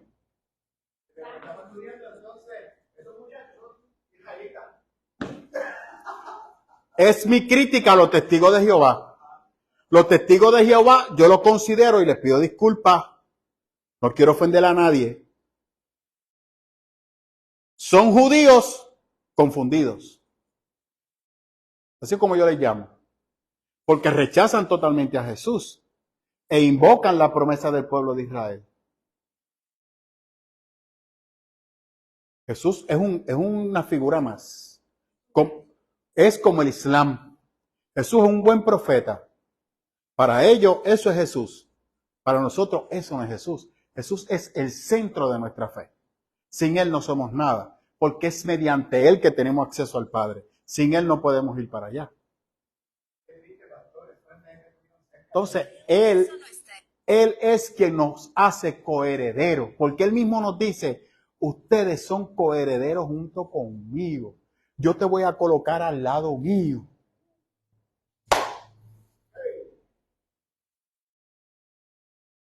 No es la ley. ¿Usted está listo? Para Pablo la ley era pecado.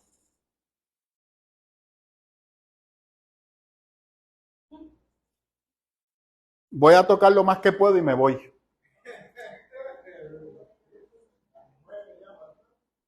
Faltan 8 minutos.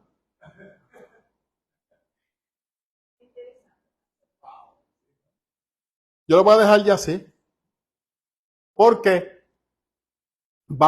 esto es lo que ellos tratan en sus estudios. Y la estructura que deben de llevar a cabo en la célula. No es material teológico. Mire, algo en qué pensar. Mire con lo que empiezan.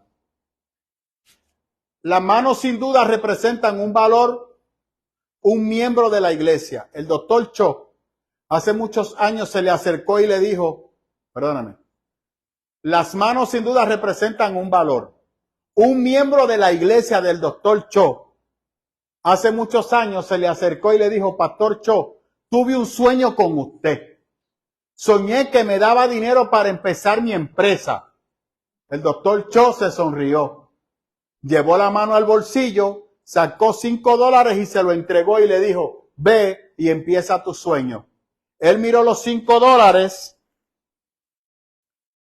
Con $5, ¿qué empresa puedo empezar? Y el pastor le dijo, ve a la tienda de abastos y compra sal. Lo que te alcance con esos $5. Empácala en bolsas de polietileno y véndelas. Y así empezará tu empresa. Al terminar la conversión, el hombre le dijo, ¡amén! Se fue a la tienda de abasto, compró la sal, la empacó y comenzó a venderla. Hoy día es la tercera compañía productora de sal más grande en Seúl, en Corea. Es importante que entendamos que nuestro futuro y nuestro propósito está en las manos de Dios y solo se revelará en nuestras vidas cuando comprendemos el poder que hay en el sacrificio de Jesús en la cruz del Calvario. Y cuando entendemos que la sangre que brotó de sus pies, cuando fue colgado en el madero, nos ubica en el centro de su voluntad y nos lleva a estar en el lugar correcto, en el tiempo correcto, con la persona correcta. ¿Qué tiene que ver eso con una visión de negocio de una persona? Nada. Pero usted lo lee ahí y es una promesa. Literalmente lo que quiere decirle, no, si Dios te quiere prosperar y bendecir. Que es cierto. Pero igual que el joven rico, a Dios el dinero tuyo no le importa tu vida. Entonces cuando tú le das tu vida al Señor, cuando tú le das la prioridad al Señor, por defecto todas las cosas fluyen. El negocio fluye, pero tu familia no la sacrificas por tu negocio. Tu salvación no la sacrificas por el negocio, porque tú tienes claro que el negocio abre y cierra, que las ventas suben y bajan, pero tu salvación no está en eso, ni tu paz está en eso. Tu paz está en tu relación con Dios. Y cuando tú pones a Dios primero, es que no me gusta decir esto porque la gente lo malinterpreta, pero cuando tú pones a Dios primero, del negocio se encarga el Señor. Y cuando tú tu negocio se lo consagras al Señor, Él se encarga de multiplicarte las cosas y te prepara para todo. Pero si llega el momento de decirte, hay que cerrar el negocio, se cierra porque tú tienes la prioridad. Igual que el joven rico, ¿qué el Señor le dijo? Despréndete de tu riqueza. ¿Cómo usted empaca esa narrativa con esa? ¿Qué le dijo al Señor? Es imposible que un rico entre al reino de los cielos. Porque muchas veces la gente se enfoca en el dinero, pero no ve lo que el dinero trae. Y muchas personas no están aferradas. Mire lo que dijo Daddy Yankee en su testimonio. Ya a mí el dinero no me importaba. Era mi carrera. Era el prestigio que mi posición me daba. Era las puertas que mi posición me daba. Y Cristo le dice, deja todo eso y sígueme. ¿Qué dijo el joven? Yo no voy para allá. Alaba al Señor. ¿Para qué? Si yo estoy cómodo, yo tengo acceso a Caifás. Literalmente, los católicos, usted que es un católico acérrimo, páguese un pasaje al Vaticano y vaya a hablar con el Vaticano, a ver si le permiten hablar con el Vaticano. Sin embargo, los Trump de la vida, que son billonarios, independientemente del estilo de vida que tienen, se pueden sentar con Francisco a hablar. O él le da una audiencia y tienes que pagar para que te den la audiencia. Alaba. Ese era el acceso que ese joven tenía. Y este pordiosero, le pido disculpas, no se me ofenda. Este pordiosero que anda con 12 pescadores que son unos brutos, que está para arriba y para abajo, que sí, que habla cositas interesantes y media jara, pero él no tiene la posición que tiene Caifás. Él no tiene el acceso al lugar santísimo como Caifás, porque Jesús no podía entrar al lugar santísimo. Pero Caifás sí. Según la estructura, los otros días Aristide lo dijo. La gente insiste en la ley. Si la ley, ¿qué hizo la ley con Jesús? ¿Lo mató? Ah, pero ¿dónde realmente estaba la presencia de Dios, Marilyn? ¿En esa estructura religiosa o el pordiosero que estaba caminando por allí? ¿Dónde estaba la presencia de Dios?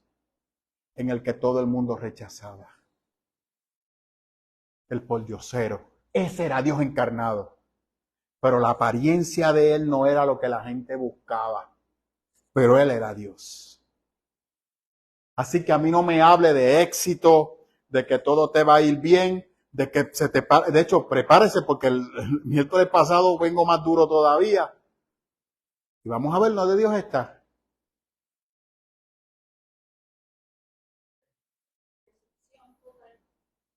Les pido disculpas. Yo le dije a ustedes que si rompía corazones, que me perdonaran. Y si les rompí visiones distorsionadas, pues perdón. Pero como les dije al principio, muchas comunidades de fe no toman esa literatura por lo que cuesta, pero han hecho híbrido de ese modelo. Y lo están implementando en sus iglesias. Y hay problema con eso. Aristide dijo algo muy cierto. Las células, para mí las células son una herramienta brutal en la iglesia. Si usted da el material bíblico correcto, y es cierto, porque como yo le digo a usted, no, pastor, para que usted vaya a mi casa, ¿a qué? ¿Para qué tú quieres que yo vaya para allá? Si ese familiar tuyo habla contigo, sí, pues eres tú que tienes que hablarle, yo no. Porque ¿cómo me ve a mí? Como una amenaza. Pero a ti no.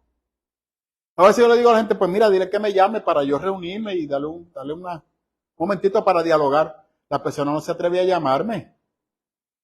¿Por qué? Porque tiene la mentalidad que yo le voy a juzgar, que no lo voy a hacer, pero no me conoce. Pero a ti te conoce, pues invítalo a tu casa, invítalo a una tacita de té, o haz una célula y dile, mira, ¿sabes qué? De hecho, que es un proyecto que yo tengo pendiente en la iglesia. Vamos a desarrollar una célula familiar para que venga conmigo. Y estás en mi casa, nosotros en familia. ¿Quiénes van a ir? Tus hermanas, tus hermanos, tu mamá, tu papá, y te van a ver a ti llevando la palabra. Y luego de llevar la palabra, ¿qué van a hacer? Van a ver tu vida. Y van a ver los cambios que el Espíritu Santo ha provocado en ti, poco a poco. Y están viendo una persona diferente. Esa persona no se van a inquietar por acercarse más a Jesús. Esas sí, para eso son buenas las células. Pero en nuestra iglesia, cuando las células se den, es material bíblico. No ese tipo de embeleco. Pero un material claro que tú lo puedas digerir y transmitirlo. No me le vas a jotear Biblia, porque la persona no lo entiende. Pero hay ciertas reflexiones que tú puedes tomar de la Biblia, hacerlo de la misma manera que la escuela de los niños. A mí me gusta lo que Paola hace con la escuela de los niños. Porque Paola trae una base bíblica y lo hace en forma de dibujo, que un niño lo puede entender. Que a usted le guste o no, eso es lo que tenemos que llevarle a la persona que no tiene a Cristo en su corazón. ¿Sabe usted por qué? Porque eso es lo que Cristo hacía. Cristo no estaba con complejidades, porque la gente no lo entendía. ¿Qué le dice Cristo cuando le va a explicar la parábola a los apóstoles? Para ellos es lo simple, pero el significado yo se lo voy a explicar a ustedes. ¿Me sigue? Y a usted le guste o no, es verdad. Usted se imagina a Manuel Següera en una escuela, en una célula, hablando sobre la formación de la Biblia. Y cuando yo me pongo sofisticado y complicado, que empiezo a hablar del griego, del hebreo. No, totalmente de acuerdo. Y yo empiezo a explicar el contexto cultural de lo que Moisés quiso decir con tal y tal cosa. Y la persona va a estar aquí. Hay personas que eso les gusta, pero hay otras que dicen, ay, este pastor está muy complicado. Yo me voy. Y yo no los culpo. ¿Es verdad? Es verdad. Por eso yo a veces le digo a Anthony, yo no sirvo para evangelista. Yo evangelizo en la iglesia, pero fuera de la iglesia yo no puedo. No, ustedes son unos caballos. Y Anthony también. Yo le digo, Anthony, yo me voy detrás de ti en eso, porque ese no es mi fuerte, eso no es mi llamado. Y yo lo reconozco. Y otras veces la gente dice, usted lo que está negándose. No. Si tú me llevas a mí a un parque a predicar, yo no te puedo predicar con una visión evangélica. Yo voy a empezar a predicar, claro que sí. Y la gente que va a estar allí va a terminar más confundida que un juevisco. Lógico, no me malinterprete. Hay veces que Dios me dice, no, tú vas a hablar esto y eso es lo que yo hablo y se acabó. Y yo puedo en algunos momentos eliminar todo eso y llevarle el mensaje. Pero regularmente yo sé a qué público me puedo dirigir. Pero yo tengo claro que yo no me puedo dirigir a todo público. Y yo lo sé. Y no me da vergüenza decirlo. Y no es una excusa para hacer la voluntad de Dios. Porque si el Señor me dice, ve, yo tengo que hacerlo. Porque es diferente. Pero hay personas en la iglesia, Aristide, Marilyn, que Dios no les dice, ve, ya están allí. Y se mueven y Dios le dice a esto, a lo otro, y van y lo hacen. Porque ya Dios los tiene preparado para eso. Y Aristide no va a ir con las complejidades mías. Al contrario, Aristide puede tomar parte de lo que yo enseño, lo va a aplicar, pero no se lo va a decir a la persona. Lo va a aplicar y va a ver que así funciona. Pues mira, lo que el pastor dice es cierto. ¿Me sigue? Pero no le va a decir, ay, tú sabes que el pastor explicó eso hace un tiempo atrás, que es que Moisés no quiso decir eso, que la Biblia no te dice eso. Cojo el zapato y se lo tiro desde acá. A cada rato a Anthony se lo digo. Papá, eso no es para ellos, eso es para ti. No te pongas con... ¿Sabes? ¿Qué tú quieres? ¿Que te vean como un súper sabio? No, se van a alejar de ti. Sé tú. Sé tú. Lo que Dios ha hecho en ti fluye natural. Habla por ti. Tú no tienes que adelantarte. Habla por ti. Se acabó. Entonces la gente lo escucha más todavía. ¿Me sigue? Pero cuando tú tratas de ser un Manuel Següere, te vas a escocotar. Lo mío es darte el conocimiento y ganarlo para que tú lo puedas aplicar. Por esta razón en la célula.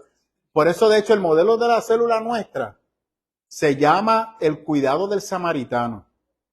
Que ese modelo yo lo tengo a mitad todavía. Lo tengo escrito, pero me falta todavía unos detallitos. Y lo voy a retomar, porque esto me ha levantado. Tenemos ya que hacerlo. La iglesia está creciendo y tenemos ya más casas y más comunidades. Y lo podemos hacer. Se llama el cuidado del samaritano. Esa es la estructura. Y por ahí se ivana. Y hay unos detalles que se toman en cuenta. Dígame qué teología había en el cuidado del samaritano. Que no sea el amor al semejante. Es el amor al semejante.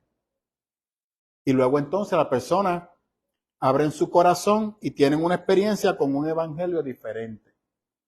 Y eso es lo que las personas cuando vienen a nuestra iglesia reciben. Ven a un Cristo diferente, ven la Biblia de una manera diferente, ven a un Dios diferente. Pero es el mismo Dios.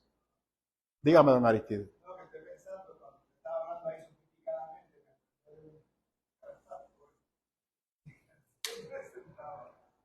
tú, mi hombre, siervo del Señor, me daba primero,